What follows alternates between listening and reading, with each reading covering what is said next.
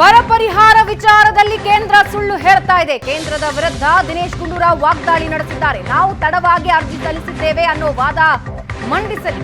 ಅಮಿತ್ ಶಾ, ನಿರ್ಮಲಾ ಸೀತಾರಾಮನ್ ಸುಳ್ಳು ಹೇಳ್ತಿದ್ದಾರೆ. ಕರ್ನಾಟಕಕ್ಕೆ ಬಂದು ಜನರ ದಾರಿ ತಪ್ಪಿಸಿದ್ದಾರೆ. ಬರ ಪರಿಹಾರ ತಡ ಆಗಿದ್ರೆ ಒಪ್ಕೊಳ್ಬೇಕು ಅಂತ ದಿನೇಶ್ ಗುಂಡೂರಾವ್ ಹೇಳಿದ್ದಾರೆ. ನಮಗೆ ತಡವಾಗಿ ಬಂದ್ರು, ಅದಕ್ಕೆ ಲೇಟ್ ಆಯಿತು ಅಂತ ಕೊಡೋದಕ್ಕೆ ಆ ವಾದವನ್ನು ಅವ್ರು ಮಂಡಿಸಬೇಕು.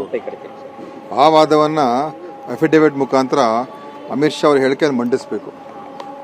ರಾಜ್ಯ ಸರ್ಕಾರ ತಡವಾಗಿ ಕೊಟ್ಟರು, ನಮಗೆ ಅದರಿಂದ ತಡೆ ಆಗಿದೆ, ಅದಕ್ಕೆ ನಿಮಗೆ ನಾವು ಈಗ ಕಳಿಸ್ಕೊಡ್ತಾ ಇದ್ದೀವಿ. ಅದರಿಂದ ನೀವು ಈಗ ಅದನ್ನು ತುರ್ತು ಪರಿಸ್ಥಿತಿ ಇರೋದ್ರಿಂದ ಆದಷ್ಟು ಬೇಗ ಇದನ್ನು ಬಿಡುಗಡೆ ಮಾಡಿ ಅಂತ ಹೇಳ್ಬಿಟ್ಟು ಆ ಥರ ಒಂದು ಆ ಸನ್ನಿವೇಶವನ್ನು ಎಕ್ಸ್ಪ್ಲೇನ್ ಮಾಡಬೇಕಾಗಿತ್ತು ಅವರು. ಅದೇ ಯಾಕೆ ಹೇಳಲಿಲ್ಲ ಅವರು? ಅಮಿತ್ ಶಾ ಇಲ್ಲಿ ಬಂದು ಭಾಷಣ ಮಾಡಿ ಹೋಗೋದಲ್ಲ, ಸುಪ್ರೀಂ ಕೋರ್ಟಲ್ಲಿ ಅಫಿಡೇವಿಟ್ ಕೊಡಲಿ, ಅವಾಗ ಒಪ್ಕೋಬೋದು. ಸೊ ಅದು ಕೊಡೋಕ್ಕಾಗಲ್ಲ, ಯಾಕಂದರೆ ಅವ್ರು ಸುಳ್ಳು ಹೇಳ್ತಾ ಇದ್ದಾರೆ.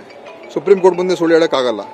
ಸೊ ನೇರವಾಗಿ ಅಮಿತ್ ಶಾ ಅವರು ಒಬ್ಬ ಮಹಾ ಸುಳ್ಳುಗಾರ ಅಂತ ಪ್ರೂವ್ ಆಯ್ತು. ಈಗ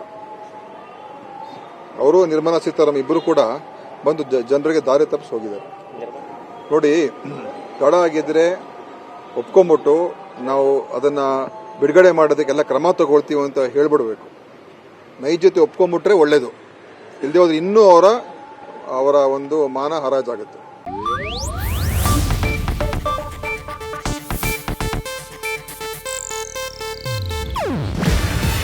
ಇದು ಏಷ್ಯಾನೆಟ್ ನ್ಯೂಸ್ ನೆಟ್ವರ್ಕ್ ಪ್ರಸ್ತುತಿ. ನೀವು ನೋಡ್ತಿದ್ದೀರಾ ಏಷ್ಯಾನೆಟ್ ಸುವರ್ಣ ನ್ಯೂಸ್.